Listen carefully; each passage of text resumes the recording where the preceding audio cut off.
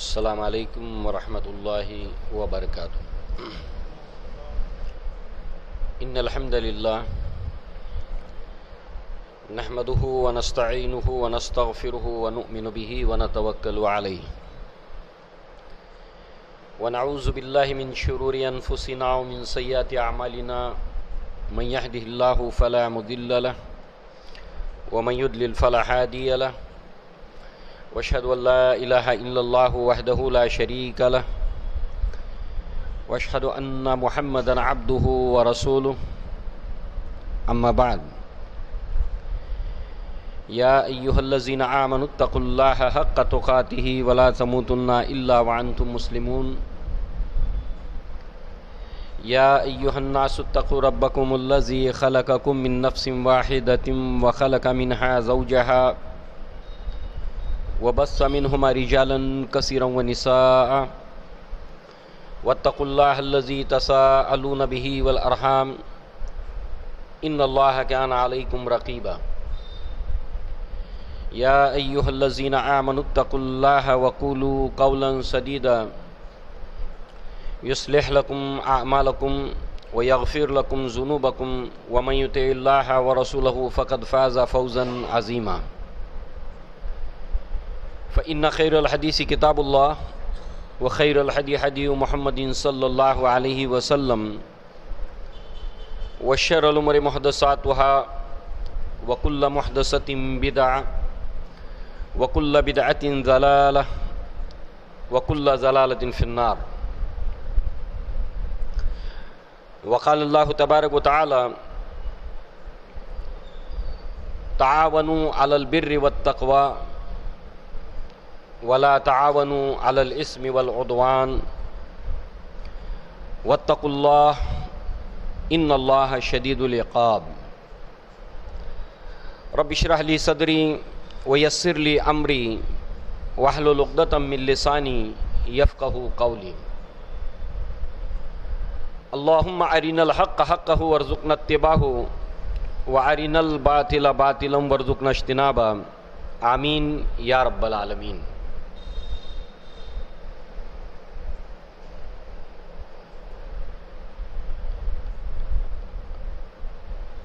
مسلیان، ابھی خطبہ حاجہ کے بعد آپ نے سورہ مائدہ کی آیت نمبر 2 کا ایک حصہ سماعت فرمایا، جس میں اللہ تعالیٰ نے فرمایا تعاونوا علی البر والتقوی،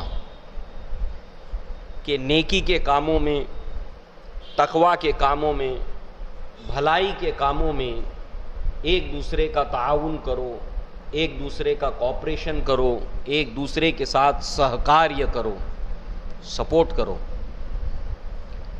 ولا تعاونوا علی الاثم والعدوان، اور گناہ کے کاموں میں، ظلم اور زیادتی کے کاموں میں ایک دوسرے سے سہکاریہ مت کرو، ایک دوسرے کا کوآپریشن مت کرو، جو گناہ کے کام ہوں، جو ظلم اور زیادتی کے کام ہوں، اس میں ساتھ مت دو۔ آیت کا یہ جو حصہ آپ نے سماعت فرمایا، اس کا ایک پس منظر ہے، اس کا ایک بیک گراؤنڈ ہے، تفصیل میں ہم نہیں جائیں گے، مگر صرف اس آیت کے اندر جو بات بیان کی گئی ہے پوری آیت میں، کہ اہل ایمان کو اس میں کچھ احکامات دیے گئے ہیں جس کو ہم ڈوز اینڈ ڈو ناٹس کہتے ہیں، جس کو ہم اوامر اور نواہی کہتے ہیں، یہ کرو اور یہ مت کرو، ایسے کچھ احکامات دیے گئے ہیں۔ اور اس کے بعد یہ بات آتی ہے شعائر اسلام، اللہ کی نشانیاں، یعنی خانہ کعبہ، مقام ابراہیم، صفا مروہ، یہ جو شعائر اسلام ہیں، اللہ کی نشانیاں ہیں، اللہ تعالیٰ نے ان کے احترام کا حکم دیا، ان کا احترام کرو، اور یہاں پر یہ کام مت کرو۔ اسی طرح محترم 4 مہینے ہیں، یہ بھی شعائر اسلام میں سے ہیں. ان محترم مہینوں کا احترام کرتے ہوئے اس کے اندر جو چیزیں کرنے کے لیے کہا گیا ہے وہ کرو، اور جن چیزوں سے اللہ نے روکا ہے اس سے رک جاؤ. وہ 4 مہینے محترم کون کون سے ہیں؟ ذی القعدہ، ذی الحجہ، محرم الحرام اور رجب المرجب. یہ 4 مہینے ان کا احترام کرنے کا اللہ نے حکم دیا، اور اس کے اندر وہ کام نہ کرو جس سے اللہ تبارک و تعالیٰ نے منع فرمایا. تیسرے، جو قربانی کے جانور ہے، حج کے ایام میں ہدی کے جانور، قربانی کے جانور جو ہے وہ ان کو ان کے مقام تک، یعنی جہاں پر وہ قربان ہوں گے، جہاں پر ان کو ذبح کیا جائے گا، اس جگہ تک جانے سے روکو مت. اسی کے ساتھ جو حاجی ہیں، اللہ کے گھر کا حج کرنے کے لیے آئے ہیں، ان کے ساتھ برائی سے پیش نہ آؤ. یہ سوچ کر کہ انہوں نے ہم کو روکا تھا. اب یہ اس بیک گراؤنڈ میں آپ دیکھیے کہ جب اللہ کے نبی صلی اللہ علیہ وسلم 1400 صحابہ کے ساتھ عمرہ کرنے کے لیے گئے سن 6 ہجری میں، تو قریش نے ان کو روک دیا، عمرہ کرنے نہیں دیا. تو اللہ نے فرمایا تم اس لیے ان کو اللہ کے گھر سے روکو کہ انہوں نے تم کو روکا تھا. تو اس عداوت کے اندر، اس دشمنی کے اندر، اس انتقامی کارروائی کے اندر تم حاجیوں کو روکو مت، ان کی قربانی کے جانوروں کو مت روکو، اور اللہ کے گھروں کا پاس لحاظ رکھو. جو خانہ کعبہ ہے، جو 4 محترم مہینے ہیں، یہ اللہ نے احکامات دیے. اور پھر اللہ تبارک و تعالیٰ نے فرمایا وَلَا يَجْرِمَنَّكُمْ شَنَانُ قَوْمٍ، کہ دیکھو تمہاری دشمنی کی وجہ سے، ان کے ساتھ تمہاری عداوت ہے، دشمنی ہے، اس کی وجہ سے تم حد سے تجاوز مت کرو، اپنے حد سے باہر مت نکلو. وجہ کیا ہے؟ دشمنی اور عداوت، اس کی وجہ سے. اور پھر اللہ نے فرمایا تعاونوا علی البر والتقوی، نیکی کے کاموں میں، بھلائی کے کاموں میں، تقوی کے کاموں میں ایک دوسرے کا سہکاریہ کرو، ایک دوسرے کا ساتھ دو. ولا تعاونوا علی الاثم والعدوان، اور گناہ کے کاموں میں، ظلم اور زیادتی کے کاموں میں ایک دوسرے کا ساتھ مت دو. اللہ تعالیٰ نے فرمایا واتقوا اللہ، اللہ سے ڈرو. اب یہ واتقوا اللہ بڑا معنی خیز ہوتا ہے. کس اعتبار سے معنی خیز ہوتا ہے؟ جہاں جہاں قرآن میں اللہ سے ڈرنے کا حکم ہوتا ہے، اس کے آگے یا پیچھے کوئی نہ کوئی تقاضا ہوتا ہے. دیکھو یہ مت کرو، اللہ سے ڈرو، دیکھو یہ کرو، اللہ سے ڈرو. تو یہاں پر جو جو چیزیں کہی گئی اس آیت کے اندر کہ یہ کرو اور یہ مت کرو، اور اس معاملے میں اللہ سے ڈرو، یعنی جس چیز کو کرنے کا حکم دیا اس کی خلاف ورزی مت کرو، اور جس سے روکا گیا وہ کام کرو مت، اللہ سے ڈرو. واتقوا اللہ، ورنہ ان اللہ شدید العقاب، یاد رکھو کہ بے شک اللہ تبارک و تعالی عذاب دینے میں بہت سخت ہے. اگر تم یہ کام کرو گے جس سے منع کیا گیا، وہ کام نہیں کرو گے جس سے اللہ تبارک و تعالی نے تمہیں کرنے کا حکم دیا، نہیں کرو گے تو اللہ کا عذاب پھر بہت سخت ہے. ہمارا دین جو بہت ہمیں محبوب ہے، اللہ کی کتاب جو ہر مسلمان کو بہت محبوب ہے، اللہ کے رسول کی تعلیمات، آپ کی شخصیت جس کو ہر مسلمان محبوب رکھتا ہے، اس کی تعلیمات کے جو نتائج ہیں، اس کے تعلیم کے نتیجے میں جو ادب اور تہذیب پیدا ہوتی ہے ایک مسلمان کے اندر، بہت اہم بات ہے. جو تہذیب اور ادب پیدا کرتا ہے قرآن مجید اور اس کی تعلیمات، اسلام کی تعلیمات، ان میں سے ایک یہ بھی ہے کہ ایک مسلمان جو ہوتا ہے، ایک مومن جو ہوتا ہے، وہ نیکی کے کاموں میں، بھلائی کے کاموں میں سپورٹ کرنے والا ہوتا ہے. اب دیکھیے، کوئی نیکی کا کام لے کر آپ کے پاس جو آیا ہے وہ آپ کا دشمن ہے، اس سے آپ کو نفرت ہے، اس سے آپ کی لڑائی ہے، اس سے آپ کا جھگڑا ہے، مگر باوجود اس کے ایک مومن کی شان یہ ہوتی ہے کہ یہ کام کیا ہے، یہ دین کا کام ہے، یہ نیکی کا کام ہے، یہ تقوی کا کام ہے. تو کیا میری دشمنی اتنی بڑھ گئی کہ میں نیکی کے راستے میں روڑا بن جاؤں، رکاوٹ بن جاؤں؟ میری دشمنی اتنی بڑی ہے، میری عداوت اتنی بڑی ہے؟ لہٰذا یہاں پر آپ دیکھیں کہ یہ مومن کی شان، اسلامی تعلیمات کے یہ نتائج ہیں کہ ایک مومن، اس کا چاہے کٹر دشمن کیوں نہ ہو، مگر وہ نیکی کا کام لے کر آتا ہے، بھلائی کا کام لے کر آتا ہے، وہ لبیک کہتے ہوئے اس کا تعاون کرتا ہے، اس کا ساتھ دیتا ہے۔ اور اگر کوئی ظلم کی بات لے کر آتا ہے، زیادتی کی بات لے کر آتا ہے، تو وہ اس کا سب سے دنیا کے اندر سب سے قریبی رشتہ دار ہے، سب سے زیادہ قریبی دوست ہے، تب بھی وہ اس کا برائی اور ظلم کے کام میں ساتھ نہیں دیتا۔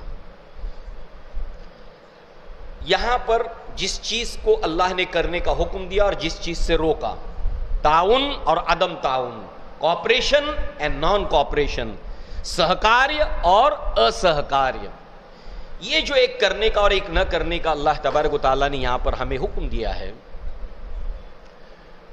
تو آپ دیکھیں اگر یہ نہیں ہے تو اسی کو کہتے ہیں جہالت۔ اس کو کیا کہتے ہیں؟ جہالت۔ جب کوئی انسان نیکی کے کام کے اندر ساتھ نہ دے، برائی کے کام کے اندر کھڑا ہو جائے لبیک کہتے ہوئے، تو اسی کو کہتے ہیں جہالت۔ اور دور جاہلیت کے اندر، اسلام کے آنے سے پہلے عربوں کے اندر یہ بہت زیادہ تھا، بہت زیادہ تھا۔ ان کے یہاں پر ایک کہاوت مشہور تھی، انصر اخاک ظالما او مظلوم، اپنے بھائی کی مدد کر، وہ چاہے ظالم ہے چاہے مظلوم ہے۔ تیرا بھائی ہے نا، وہ ظالم ہے، ظلم کر رہا ہے، نہیں، پھر بھی تجھے اس کی مدد کرنی پڑے گی۔ ظالم ہے تو کیا ہوا؟ تیرا بھائی ہے، تیرا رشتہ دار ہے، تیرے کنبے کا ہے، تیرے قبیلے کا ہے، تجھے اس کا ساتھ دینا ہی ہے۔ ارے وہ ظالم ہے تو کیا ہوا؟ تیرا رشتہ دار ہے۔ اور مظلوم ہو تو مدد تو آدمی کرتا ہی ہے، مگر کبھی کبھی مظلوم جو ہے، وہ جس کے اوپر ظلم کیا گیا ہے، اس کی مدد تو انسان کرے گا ہی، مگر کبھی کبھار انسان جو ہے وہ مظلوم کی مدد کے لیے کھڑا نہیں ہوتا۔ بہت سی اس کی مجبوریاں، اس کی کمزوریاں اس کے آڑے بنتی ہیں اور وہ مظلوم کا ساتھ نہیں دیتا۔ تو یہ دور جاہلیت کے اندر تھا۔ لہذا جب اسلام آیا تو وہی بات اللہ کے نبی نے صحابہ کے سامنے کہی، انصر اخاک ظالما او مظلوم، اپنے بھائی کی مدد کر، چاہے ظالم ہو چاہے مظلوم ہو۔ اس پر صحابہ چونک گئے۔ کیوں؟ کیونکہ وہ اس کا مطلب جانتے تھے دور جاہلیت کے اندر کہ بھائی تم کو تمہارے بھائی کی مدد کرنا ہے، وہ قرشی ہے، وہ ہاشمی ہے، وہ تمہارے کنبے قبیلے کا ہے، تم کو اس کی مدد کرنا ہی کرنا ہے۔ مگر اسلام آنے کے بعد میں بھی کیا اسی کے اوپر عمل پیرا ہوں گے ہم؟ تو صحابہ نے چونک کر پوچھا، ہے اللہ کے نبی، ظالم مظلوم کی مدد کرنا تو سمجھ میں آتا ہے، مگر ظالم کی کیسے مدد کریں؟ جو اتیاچار کر رہا ہے اس کی مدد کیسے کریں؟ اللہ کے نبی نے فرمایا کہ تم اس کا ہاتھ پکڑ لو، اس کو ظلم کرنے مت دو، اس کو اتیاچار کرنے مت دو۔ یہ اس کی مدد کرنا ہے کہ تم نے اپنے بھائی کو ظلم اور زیادتی سے روکا۔ لہذا آئیے ہم اس عنوان کو آگے بڑھائیں۔ اسلام کے آنے کے بعد بھی اس آیت کے خلاف جو لوگ چلتے تھے، پوری نبوی تاریخ کے اندر، اللہ کے نبی کی زندگی کے اندر یہ ریکارڈ ہے کہ اللہ تبارک و تعالیٰ نے نیکی کے کاموں میں ساتھ دینے کو کہا، تعاون کرنے کو کہا، تقویٰ کے کاموں میں، مگر ایک گروہ ایسا تھا منافقین کا کہ وہ کبھی بھی نیکی کے کام میں، بھلائی کے کام میں ساتھ نہیں دیتا تھا، بلکہ لوگوں کو بھی روکتا تھا۔ اور دوسری طرف برائی کا کام ہو، ادھر وہ ساتھ دینے کے لیے کھڑا ہو جاتا تھا، جو عبداللہ ابن ابی اور اس کا ٹولہ تھا۔ اور اللہ تعالیٰ نے اس کو منافقوں کی، جیسے یہ جہالت ہے ابھی ہم نے دیکھا، نمبر 2 جہالت کے ساتھ یہ منافقت بھی ہے، اسی لیے اللہ نے فرمایا مومنوں کی شان کے اندر اور منافقوں کے تعلق سے بھی اس معاملے میں اللہ نے فرمایا والمؤمنون والمؤمنات، مومن مرد اور مومن عورتیں، بعضهم اولیاء بعض، ان میں سے بعض کے باہم آپس میں دوست ہیں۔ کس نسبت کے اوپر؟ یأمرون بالمعروف وینہون عن المنکر، کہ وہ بھلائی کا حکم دیتے ہیں اور برائی سے روکتے ہیں۔ پھر اللہ نے فرمایا وہ نماز کو قائم کرتے ہیں، وہ زکوٰۃ کو ادا کرتے ہیں، وہ اللہ اور اس کے رسول کی اطاعت کرتے ہیں۔ یہ ساری خوبیاں اللہ نے مومنوں کی بیان کی، ایک دوسرے کا ساتھ دینے والے، امر بالمعروف اور نہی عن المنکر کے اندر، نماز کو قائم کرتے ہیں، زکوٰۃ کو ادا کرتے ہیں، اس کے ساتھ ساتھ اللہ اور اس کے رسول کی اطاعت کرتے ہیں۔ اللہ نے فرمایا اولئک، یہی وہ لوگ ہیں، سیرحمہم اللہ، اللہ ان کے اوپر رحم فرمائے گا۔ دیکھیے کتنی بڑی بات ہے، جو یہ صفات کے حامل ہوں گے اللہ ان کے اوپر رحم فرمائے گا، اور آگے فرمایا ان کو ایسی جنتوں میں داخل کرے گا جس کے نیچے نہریں بہتی ہیں، اور پاکیزہ گھر ان کو دے گا جنت میں، اور ہمیشگی ہمیشہ رہنے والے باغات ان کو عطا کرے گا، اور سب سے بڑھ کر یہ وَرِضْوَانٌ مِّنَ اللَّهِ اکبر، ان میں سب سے بڑی بات جنت، باغات، نہریں، ان سب میں سب سے بڑی بات یہ ہے کہ اللہ ان سے راضی ہو جائے گا، اللہ ان کو اپنی رضا عطا کرے گا۔ دیکھیے نیکی کے کاموں میں ایک دوسرے کا ساتھ دینے کے انعامات اللہ نے کیا بیان کیے۔ جب ایک مومن اس کو سنے گا تو اس کے اندر کیا چیز پیدا ہوگی؟ وہ اپنی تمام عداوتوں کو، ناراضگیوں کو پیچھے ڈال کر جہاں اسلام کی بات آئے گی، جہاں نیکی کی بات آئے گی، جہاں اصلاح کی بات آئے گی، وہ فوراً لبیک کہتے ہوئے کاندھے سے کاندھا ملا کر اس کام کے اندر آگے بڑھے گا، اس کو طاقت دے گا اپنی۔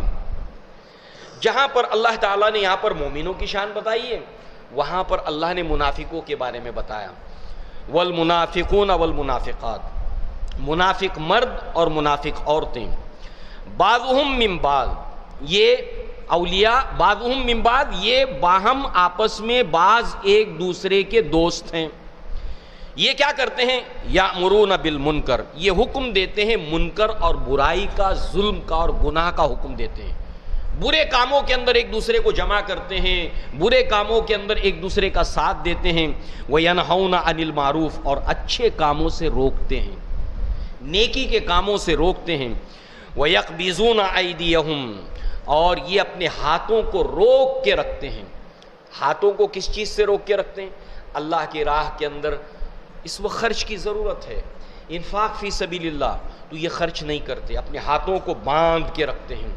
اسی طریقے سے نیکی کے کام میں ہاتھ بڑھانے سے اپنے ہاتھوں کو روک لیتے ہیں۔ اور اللہ تعالیٰ نے فرمایا نسوا اللہ، کہ انہوں نے اللہ تعالیٰ کو بھلا دیا، تو اللہ تبارک و تعالیٰ نے بھی ان کو بھلا دیا۔ ان المنافقین هم الفاسقون، اور بے شک یہ منافق ہی فاسق لوگ ہیں۔ دیکھیے پیرلل میں اللہ نے دونوں آیات بیان کی کہ ایک جہالت ہے اور ایک نفاق ہے یہ، اور سزا بھی اللہ تبارک و تعالیٰ نے بیان کی۔ تو لہٰذا اب ایک اصول کو آپ دھیان میں رکھیے، وہ کیا ہے؟ جب ہم نیکی کے کاموں میں، دین کے کاموں میں، اصلاح کے کاموں میں، بھلائی کے کاموں کے اندر ایک دوسرے کے ساتھ سہکاریہ کرتے ہیں اپنی ناراضگی کو پیچھے ڈال کر، تو اس سے کیا ہوتا ہے؟ یہ کیسے آتا ہے؟ یہ مہذب ہونے سے آتا ہے۔ جب انسان کے اندر یہ تہذیب آتی ہے تو اس کے لیے اسلام اتنا بڑا ہو جاتا ہے، دین اتنا بڑا ہو جاتا ہے کہ وہ اپنی تمام ناراضگیوں کو پیچھے ڈال دیتا ہے۔ اور اگر اس کا اپنی دشمنی، عداوت، ناراضگی اتنی زیادہ بڑی ہوئی ہے تو وہ اسلام کو پیچھے ڈال دیتا ہے۔ اور اللہ نے قرآن میں فرمایا یُنَبَّأُ الْإِنسَانُ يَوْمَئِذٍ بِمَا قَدَّمَ وَأَخَّرَ، اس دن انسان کو ہم بتائیں گے کہ اس نے کس چیز کو آگے رکھا تھا، اپنی ناراضگی کو آگے رکھ کر اسلام کو پیچھے ڈالا تھا، یا اسلام کو آگے رکھ کر اپنی ناراضگی کو پیچھے ڈال دیا تھا۔ اس دن ہم انسان کو بتائیں گے۔ ایسے وہ تمام کام اللہ تبارک تعالیٰ اس روز بتائے گا جب انسان پرائرٹیز کے اندر، اس کو ترجیحات کے اندر کون سی چیز کو آگے رکھتا ہے، کون سی چیز کو پیچھے ڈالتا ہے۔ تو جب انسان کے اندر یہ تہذیب آتی ہے، جب وہ کلچرڈ ہو جاتا ہے اسلامی تعلیمات کے نتیجے میں، تو اس میں کیا پیدا ہوتا ہے؟ کوآپریشن، اچھے کاموں میں کوآپریشن پیدا ہوتا ہے۔ اس کا نتیجہ کیا نکلتا ہے؟ تہذیب سے انسان کے اندر کیا پیدا ہوتا ہے؟ کوآپریشن، ایک دوسرے کے ساتھ تعاون کرنے کا جذبہ پیدا ہوتا ہے۔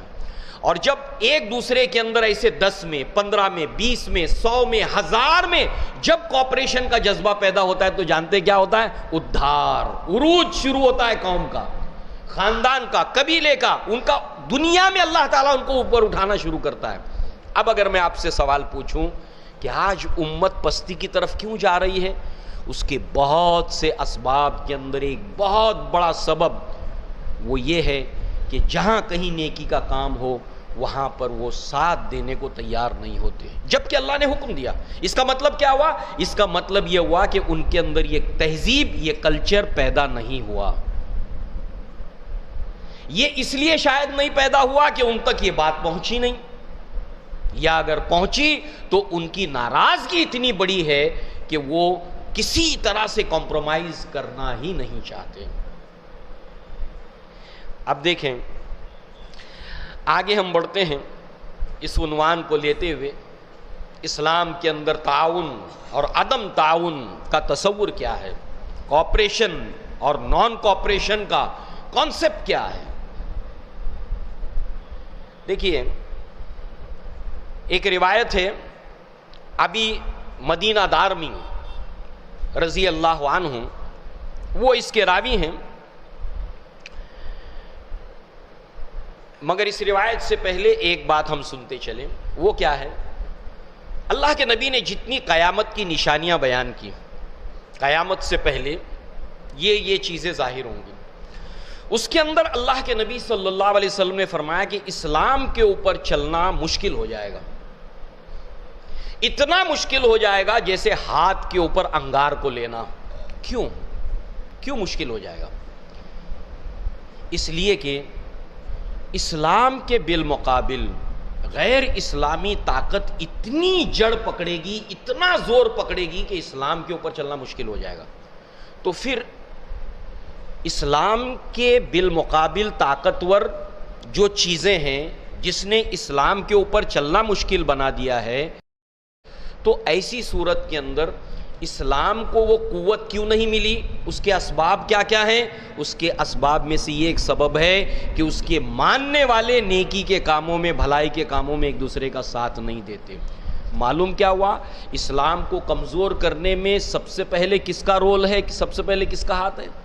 ہمارا ہاتھ، ہمارا معاملہ ہے۔ اب چلیے اس روایت کو اب ہم سنیں۔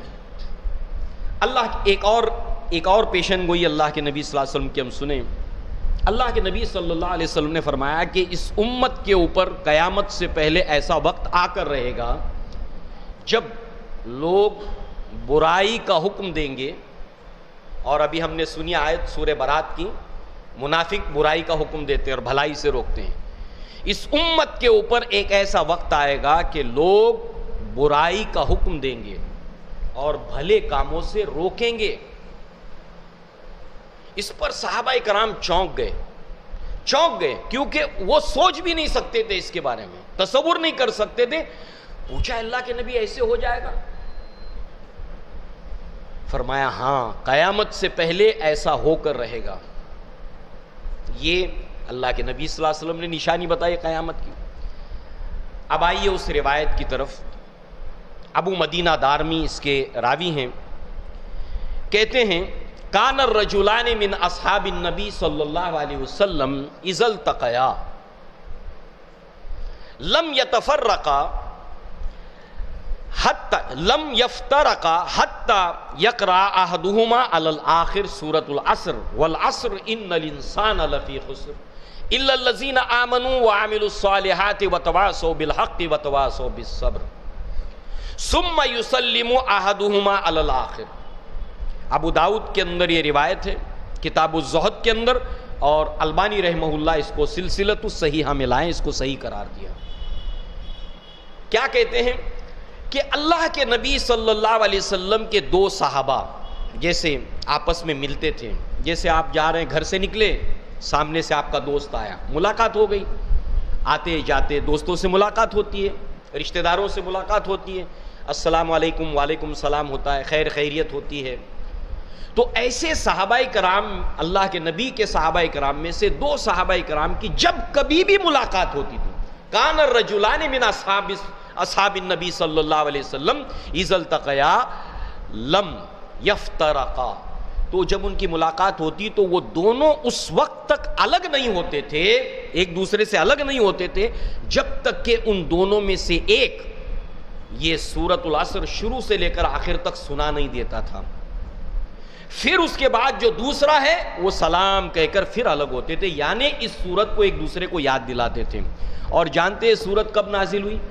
بالکل ابتدائی زمانے کے اندر، شروعات کے اندر، جب مسلمانوں کو خانہ کعبہ میں نماز پڑھنے نہیں دیا جاتا تھا، طواف کرنے نہیں دیا جاتا تھا، مل بیٹھ کر دین کی بات کرنے نہیں دیا جاتا تھا، اور یہ کہیں دعوت و تبلیغ کریں تو ابو لہب اللہ کے نبی کے پیچھے پیچھے دوڑتا تھا، پتھر لے کر لوگوں کو روکتا تھا کہ ان کی بات مت سننا، ایسے کوئی دین کا کام کرنے سے انہیں منع کرتے تھے، روکتے تھے، کچھ کرنے نہیں دیتے تھے۔ یہ دور تھا جب یہ سورت نازل ہوئی، اور اس دور میں اس سورت کے اوپر صحابہ کا عمل کیا تھا؟ جب تک کہ اس کو ایک دوسرے کو نہیں سناتے تھے الگ نہیں ہوتے تھے۔ اب ہم اس کی تفصیل میں نہیں جائیں گے اس سورت کی، آخر کی جو دو اس کے اندر دو باتیں اس کی طرف ہم دیکھتے ہیں، وَتَوَاصَوْا بِالْحَقِّ وَتَوَاصَوْا بِالصَّبْرِ۔ وَتَوَاصَوْا یہ باہم ایک دوسرے کو وصیت کرنا، نصیحت کرنا، ایک دوسرے کو تاکید کرنا، ایمفیسائز کر کے بولنا ایک دوسرے کو۔ وَتَوَاصَوْا وصیت اسی سے بنا ہے، ہمارے اردو میں استعمال ہوتا ہے، مرنے والا مرنے سے پہلے ٹھوک بجا کر، گواہ بنا کر، شد و مد کے ساتھ میں کوئی بات بتاتا ہے، تو وتواصوا ایمفیسائز دے کر، زور دے کر، وتواصوا بالحق ایک دوسرے کو حق بات کی وصیت کرنا، زور کے ساتھ، تاکید کے ساتھ۔ وتواصوا بالصبر اور ایک دوسرے کو صبر کی تلقین کرنا کہ دیکھو جب تم حق کی بات کرو گے، اس کو پھیلاؤ گے، اس کا پرچار کرو گے تو تکلیف ہوگی تم کو، دیکھو صبر کرنا، ہمت مت ہارنا، حوصلہ مت ہارنا، صبر سے کام لینا۔ یہ وقت ایسا ہے کہ ہمارے لیے کٹھن ہے، ہمارے لیے مشکل ہے، مگر دھیرے دھیرے جب ہم سب مل کر اس کے اوپر جم جائیں گے، سب لوگ جب اس کے اوپر جم جائیں گے تو یہ مشکلات آسان ہو جائے گی۔ ایک مثال سمجھیے، آپ کے یہاں پر پتہ نہیں ایسا ہوتا ہے کہ نہیں ہوتا ہے، مگر تجربہ تو آپ سب کا ہوگا، مگر ممبئی میں ایسا ہوتا ہے کہ بہت سے اسٹیشن کے اندر جو ہے بہت کراؤڈ ہوتا ہے، بہت بھیڑ ہوتی ہے۔ جب آپ سیڑھیوں پر سے یا سلوپ کے اوپر سے اترتے تو انسانوں کا ریلا سامنے سے آ رہا ہوتا ہے، اگر آپ اس ریلے کے ساتھ اپنے آپ کو ڈال دو تو آپ کو چلنے کی ضرورت نہیں، لوگ دھکا مار مار کے آپ کو آگے بڑھا دیتے ہیں، مگر آپ اپوزٹ سائڈ میں آ جاؤ گے تو پھر آپ کا اس بھیڑ کو کاٹ کر اپنی جگہ تک پہنچنا مشکل ہو جائے گا۔ بالکل اسلام کے اوپر ایسے حالات تھے، تو ایسے حالات میں وتواصوا بالحق وتواصوا بالصبر، ایک دوسرے کا ہاتھ پکڑو، ایک دوسرے کے کاندھے سے کاندھا ملاؤ، اپنی عداوتیں ناراضگیاں پیچھے ڈال دو اور زور لگاؤ سب مل کر، اور اس دین کو، اس اسلام کو، اس حق کو، اس کو آگے بڑھانے کے لیے کوشش کرو۔ پھر ایک وقت آئے گا کہ یہ دین تمہارے شہر میں، تمہاری ریاست میں، تمہارے ملک میں اس دین کے اوپر تمہارے لیے چلنا آسان ہو جائے گا۔ وتواصوا بالحق وتواصوا بالصبر۔ لہذا یہاں پر آپ دیکھیں آخری بات تعاون، کوآپریشن، سہکاریہ، اس کو لے کر اللہ کے نبی نے کتنا بڑا اسوہ چھوڑا ہے، اس کو سنیے آپ۔ اللہ کے نبی کی زندگی میں نبوت سے پہلے کا واقعہ ہے جس کو حلف الفضول کے نام سے باقاعدہ سیرت نگاروں نے اس کو ہر سیرت کی کتاب میں اس کو جگہ دی، کتب احادیث میں اس واقعے کو نقل کیا گیا۔ اتنا اہم واقعہ ہے حلف الفضول۔ حلف کہتے ہیں ٹریٹی کو، ایگریمنٹ کو، جس کو کچھ لوگ مل کر، کچھ قبیلے مل کر وہ ٹریٹی کرتے ہیں، معاہدہ کرتے ہیں، ایگریمنٹ کرتے ہیں۔ تو حلف الفضول، فضول اس کا نام ہے۔ اب اس کی تفصیل میں ہم نہیں جائیں گے کہ اس کا نام حلف، یہ ایگریمنٹ کا نام، اس ٹریٹی کا نام حلف الفضول کیوں ہے، اس کی تفصیل میں ہم نہیں جائیں گے، مگر یہ ٹریٹی کیا تھی، یہ نبوت سے پہلے کا واقعہ ہے۔ ایسا ہوا تھا کہ عاص بن وائل نام کا ایک بہت بڑا سردار تھا، اور یہ عمرو بن العاص کے والد ہیں، بیٹا سچا مسلمان اور باپ اسلام کا کٹر دشمن، جیسے اکرمہ ابن ابو جہل، اکرمہ سچے مسلمان، ابو جہل کٹر دشمن۔ خالد ابن ولید اسلام کے سچے دوست، اور ولید ابن مغیرہ ان کے والد اسلام کے کٹر دشمن باپ، کٹر دوست اسلام کا بیٹا۔ ایسے ہی عمرو ابن العاص ان کے یہ والد ہیں عاص بن وائل۔ دور جاہلیت کا واقعہ ہے، اللہ کے نبی کی نبوت سے پہلے کا واقعہ۔ باہر سے ایک آدمی آیا تھا، اپنے سامان کو بیچا، اب سوچا عمرہ کروں گا اور جاؤں گا، عاص بن وائل کو اپنا سامان بیچا۔ عاص بن وائل نہ سامان واپس کرنے کو تیار ہے نہ پیسہ لوٹانے کو تیار ہے۔ اس نے اس سردار کے پاس گیا کہ میری مدد کرو، دیکھو تمہارا یہ آدمی میرے پیسے بھی لیا ہے اور میرا سامان بھی نہیں لوٹاتا ہے، مجھے دلا دو مجھے دلا دو مجھے دلا دو۔ کسی نے اس کا ساتھ نہیں دیا۔ کیوں جانتے ہیں؟ اس لیے کہ عاص بن وائل بہت بڑا سردار تھا، اس کی دشمنی میں کون اس کا ساتھ دے گا، اور اس سے دشمنی کون مول لے گا؟ کمزور کی وجہ سے۔ اور نمبر 2 ان کے یہاں پر اصول تھا، انصر اخا کا ظالمن و مظلوم، اپنے بھائی کی مدد کر، چاہے ظالم ہو چاہے مظلوم ہو۔ تو اس مظلوم کی مدد کیوں کرے گا؟ ظلم کرنے والا عاص بن وائل تیرا رشتہ دار ہے، تیرا کنبے والا ہے، مکہ والا ہے، قریشی ہے، تو اسی کا ساتھ دینا ہے چاہے وہ ظالم کیوں نہ ہو۔ اسی اصول پر عمل کرتے تھے، کسی نے ساتھ نہیں دیا۔ اس وقت اللہ کے نبی صلی اللہ علیہ وسلم نے اپنے چچاؤں کو جمع کیا اور کہا یہ بہت غلط ہو رہا ہے، یہ ظلم ہو رہا ہے۔ اللہ نے کیا فرمایا؟ وَلَا تَعَوَنُوا عَلَى الْإِثْمِ وَالْعُدْوَانِ، گناہ اور ظلم زیادتی کے کاموں میں ساتھ مت دو۔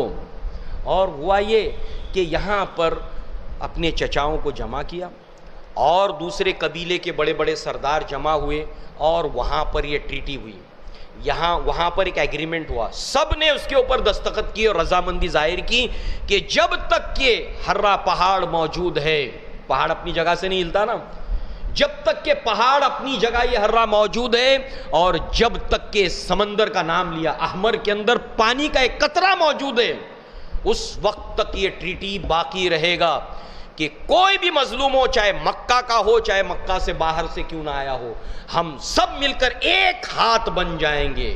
تعاونوا علی البر والتقوی، ایک ہاتھ بن جائیں گے ہم سب مل کر اور مظلوم کو اس کا حق دلائیں گے اور ظالم سے جو اس نے حق چھینا ہے اس کو لیں گے، حاصل کر کے رہیں گے۔ اور یہ ٹیٹی کب تک قائم رہے گا؟ جب تک یہ پہاڑ موجود ہے اور جب تک سمندر میں پانی موجود ہے۔ لہٰذا اللہ کے نبی نے نبوت کے دور کے اندر، نبوت سے پہلے کا یہ واقعہ صحابہ کے ساتھ میں شیئر کیا کہ ایسا ہوا تھا، اس وقت میں اپنے چچاؤں کے ساتھ موجود تھا۔ لہٰذا آج بھی اسلام کے اندر، آج جب کہ اسلام آ چکا ہے، اسلام کے آنے کے بعد بھی آج بھی اگر اس طرح کے کسی ٹریٹی کے اندر، معاہدے کے اندر مجھے بلایا جاتا ہے، میں اس میں ضرور شریک رہوں گا۔ اور اگر مجھے سرخ اونٹ دے کر اس سے روکنے کی کوشش کی جاتی ہے کہ یہ 100 سرخ اونٹ لے لو، یہ 10 سرخ اونٹ لے لو، مگر اس کام میں تم ساتھ مت دو، تم ہٹ جاؤ، پیچھے ہٹ جاؤ تم، تو میں ایسا نہیں کروں گا۔ اگر میں اس میں شریک ہوں تو ہٹوں گا نہیں، اور اگر مجھے روکا جائے اس میں شریک ہونے سے تو میں رکوں گا نہیں، چاہے مجھے سرخ اونٹ کیوں نہ دیے جائیں۔ مجھے یہ زیادہ محبوب ہے کہ میں ایسے کام کے اندر ساتھ دوں جو مظلوم کے خلاف ہو، اس کا حق دلانے کے لیے ہو، نیکی کے لیے ہو، تقوی کے لیے ہو۔ آج بھی میں ایسے کام کے لیے تیار ہوں۔ اور ظاہر سی بات ہے، وہ جو ٹریٹی ہوا تھا اس کے اندر مومن نہیں تھے، مسلمان نہیں تھے، غیر مسلم تھے۔ اسی سے علماء نے یہ استدلال کیا کہ آج بھی اگر کسی غیر مسلم کیوں نہ ہو، اگر غیر مسلم اور مسلمان مل کر ظلم کے خلاف، تعدی کے خلاف اگر کوئی ٹریٹی ہوتی ہے، کوئی معاہدہ ہوتا ہے، تو اس کے اندر مسلمانوں کو شریک ہونا چاہیے۔ لہٰذا یہ ہے اسلام کی تعلیمات اور تہذیب کہ دوستو عزیزو، اگر یہ نقشہ پورے ہندوستان کے مسلمان اگر پیش کریں، انشاءاللہ دن دن، ہفتہ ہفتہ، مہینہ مہینہ، اللہ رب العزت ہماری قوت اور طاقت کے اندر اضافہ کرے گا۔ اللہ تبارک تعالیٰ سے دعا ہے کہ اللہ تعالیٰ ہمیں اس کی سمجھ عطا فرمائے، یہ تہذیب، یہ عادتیں، یہ اخلاق ہمارے اندر پیدا فرمائے۔ اقول قولی ھذا واستغفر اللہ لی ولکم ولسائر المسلمین والمسلمات، وآخر دعوانا ان الحمد للہ رب العالمین۔ السلام علیکم ورحمۃ اللہ وبرکاتہ۔